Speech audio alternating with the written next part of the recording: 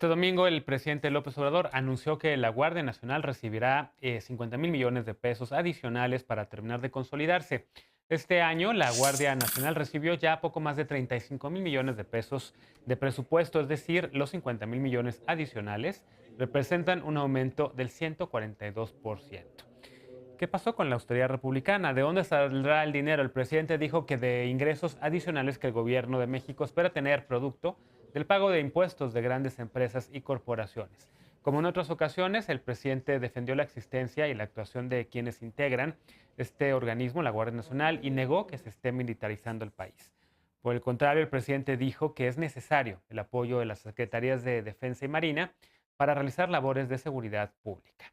El presidente añadió que la Guardia Nacional debe ser el equivalente a la Guardia Civil de España, el arma de carabineros de Italia, la Gendarmería Nacional de Francia, la Guardia Nacional. Recientemente el mandatario federal adelantó que en el 2023 presentará una propuesta de reforma constitucional para que la Guardia Nacional forme parte de la estructura de la Secretaría de la Defensa, según dijo, para evitar que sea incorporada a alguna otra dependencia. Hace 2 años, la Guardia Nacional inició operaciones con 70,000 elementos de la Marina, la Defensa Nacional y de la Policía Federal. Hoy son ya casi 100,000 efectivos. Según el presidente, son capacitados, disciplinados y respetuosos de los derechos humanos. Pero en un reciente informe, el Centro de Derechos Humanos Miguel Agustín Pro destacó lo que ya se ha discutido muchas veces en esta mesa, que el marco jurídico de la Guardia Nacional es endeble y que hay un grave riesgo de continuidad de las violaciones a los derechos humanos que este país ha enfrentado, con la Guardia Nacional incluso. ¿Cómo ves, Lecona? Empiezo contigo con el tema de la Guardia Nacional, uno de los temas en los que tú más has insistido, igual que Elisa y todo el colectivo Seguridad Sin Guerra. Es Guardia Nacional Civil, militar, estamos, digamos, encaminados a una militarización sin retorno al país, o como dice el presidente, es un cuerpo civil. No, el presidente se engaña y trata de engañar al país todos los días, como viola la Constitución todos los días, permitiendo que se profundice esta militarización de la seguridad pública que él tenía en su diagnóstico por tantos años, en un buen diagnóstico que no es la forma de resolver la incapacidad de las autoridades civiles. Y hay que hacer un énfasis en esto, en la separación de lo civil y de lo militar, porque por mucho que se pueda defender la idea de que hoy por hoy no hay una corporación o un mando civil que pueda hacerse cargo de la Guardia Nacional, la verdad es que en lo que tenía que pasar en este país desde que se creó la Guardia Nacional, desde que se fijó se trazaron las líneas de un inicio de plan de desmilitarización de la seguridad pública a 5 años, ya estamos hacia el tercer año y no vemos que se esté moviendo absolutamente nada. Esto, cuando hablamos ahora de presupuesto, nos da una buena idea y confirma además, de paso, que el presidente tiene toda la intención de dejar esa maquinaria militar para heredarla a quién sabe qué gobiernos vayan a venir.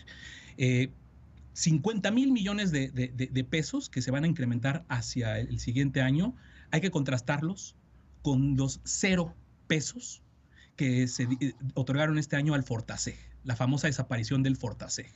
Ese fondo que era necesario para la capacitación, para la formación, para la evaluación y certificación de policías desde lo local, que nos da todo el panorama y toda la ruta de cómo hacia lo civil no va la cosa, de cómo no, la cuarta transformación tiene una idea de abdicar absolutamente el poder civil a los militares, a la Guardia Nacional, que ahora quieren pasar a Sedena, que el presidente quiere pasar a Sedena, dinamitando cualquier posibilidad de retorno. Si avanzamos en este camino, no van a pasar pocos años ni pocos sexenios para poder dar marcha atrás.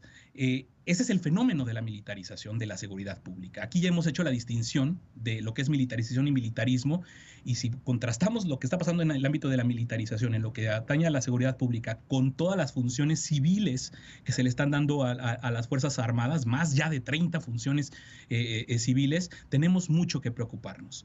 Y aquí, insisto, lo hemos dicho aquí muchas veces y lo seguiremos diciendo porque la Corte sigue irresponsablemente callada. Como bien decías en la introducción de la Sí. nota, Genaro, no solo el marco del legislativo, el marco legal de la Guardia Nacional es endeble por lo que hemos visto, sino porque están pendientes la resolución de controversias constitucionales, de acciones de inconstitucionalidad que tienen que ver con la aprobación de la ley de la Guardia Nacional y las leyes secundarias y con el famoso acuerdo militarista. Y ese acuerdo militarista del 11 de mayo del año pasado, donde se intentó simular que se iba a actuar de forma distinta, de forma fiscalizada, de forma complementaria, es también uno de los grandes riesgos que estamos viendo, que no resuelve la Suprema Corte de Justicia de la Nación, que no aclara y que no declara inconstitucional, en una combinación de cosas que pues es bastante preocupante conforme pasa el tiempo y estas ideas y esta militarización avanzan.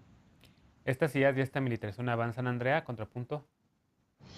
No, a ver, yo lo que les quería decir es, entiendo perfectamente las críticas que se han hecho con respecto a la participación militar en los últimos años, digamos, impulsada desde luego desde la Presidencia de la República, pero como juarense, quiero darles un poco de mi testimonio. Yo recuerdo en los años del calderonismo, cuando se sacan a los miembros del ejército a las calles, cómo los integrantes del ejército entraban a nuestros hogares sin ninguna orden de cateo, porque traían un par de palitos que les decía que probablemente en esa casa habitación había pues una serie de armamentos, ¿no? Y entonces entraban y se daban una serie de violaciones a derechos humanos ya muy normalizados de pronto en esos años, en la cotidianidad.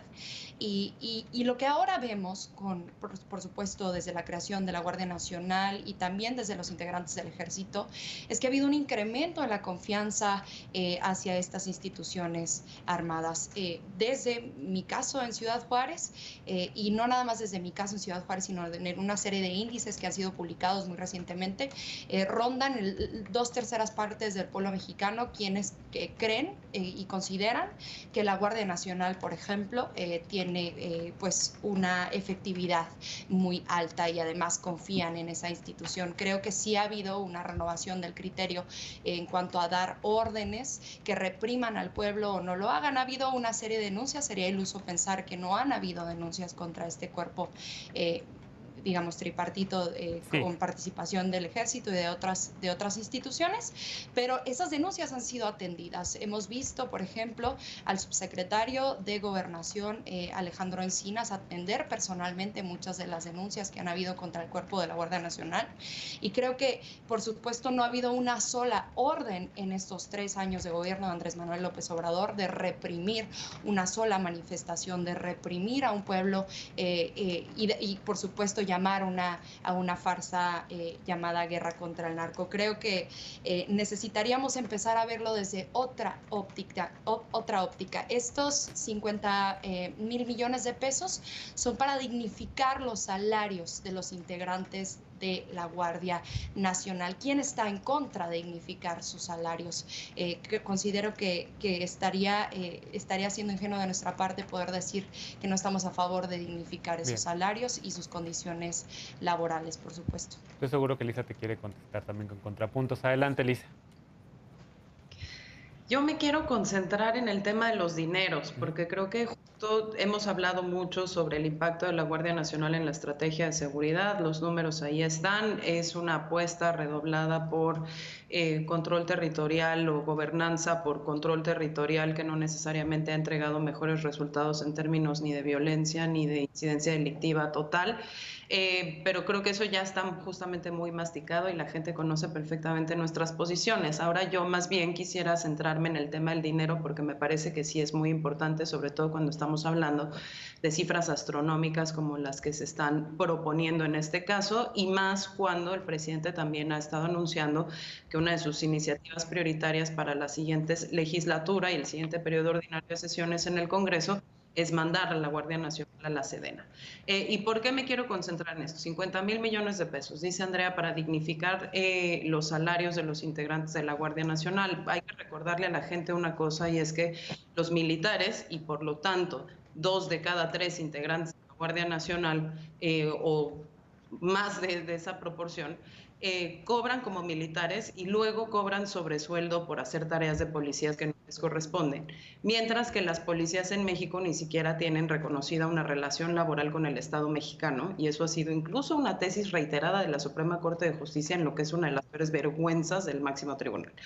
Segundo, en este país, de los más de 2,000 y tantos tenemos, hay por lo menos 500 municipios que no tienen policías, y hay por lo menos 1,000 municipios que dependen de los subsidios federales como el Fortaseg para poder pagarle a esas policías los salarios de miseria que no le escandalizan, ¿no?, a quienes ahorita dicen 50,000 millones para dignificar los salarios de la Guardia Nacional, cuando justo uno de los temas que pelearon los militares para poder aceptar ser parte de la Guardia Nacional es que no los separaran de su institución armada de origen, porque eso significaba la pérdida de los privilegios que tenían armadas de origen. Y sabes que nadie tiene mejor seguridad en este país, nadie tiene mejor seguridad social en este país que los militares. Pero ¿a qué voy con todo este dinero? ¿A qué se va a utilizar ese dinero? No lo sabemos, quizás es en los salarios, pero quizás no.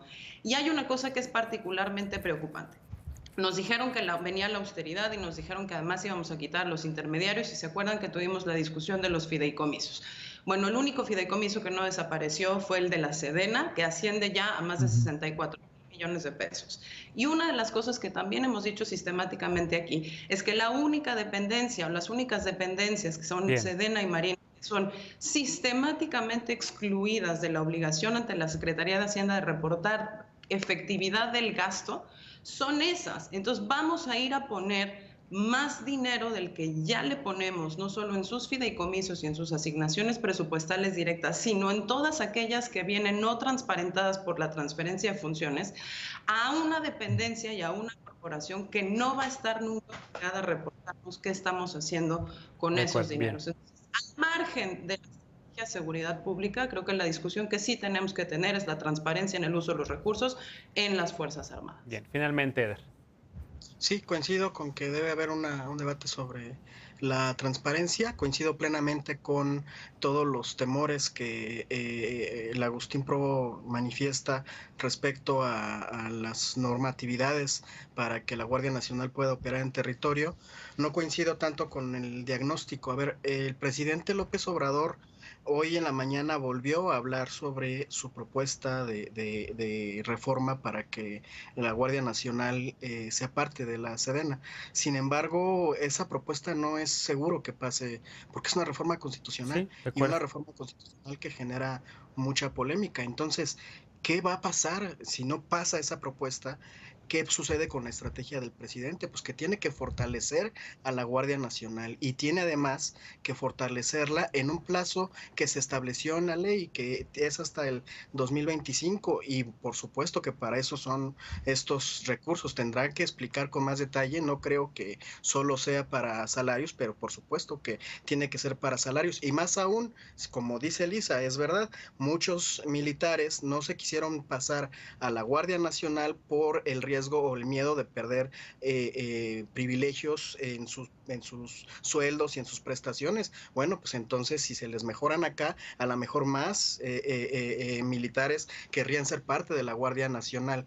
Aquí lo que a mí me sigue generando duda es, a ver, ya a partir de que detienen a Cárdenas Palomino, se sabe cómo García Luna y él operaron a través de la cooptación de las policías estatales y municipales, y de vender las plazas de las comandancias de estas policías. Operaron para entregárselas al narcotráfico. ¿Con quiénes? Si no es con las Fuerzas Armadas, ¿con quiénes se construye la Guardia Nacional? Si ya se hizo una convocatoria pública para que jóvenes que no vienen ni de las policías ni del ejército se integren, y hasta ahorita no se han integrado más de 30,000 jóvenes, ¿de dónde sale la gente para integrar la Guardia Nacional y que sea una policía que tenga capacidad territorial en cada uno de los estados de la República?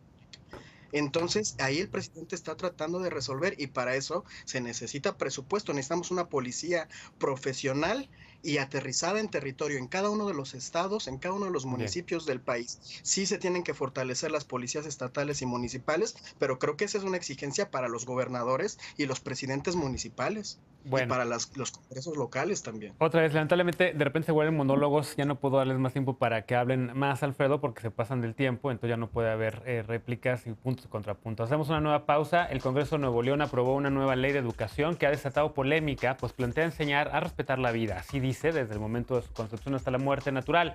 Es una estrategia para frenar iniciativas por la interrupción legal del embarazo y el derecho a morir dignamente. Veremos qué piensa la mesa cuando regresemos con este último punto a punto y contrapunto. No te vayas.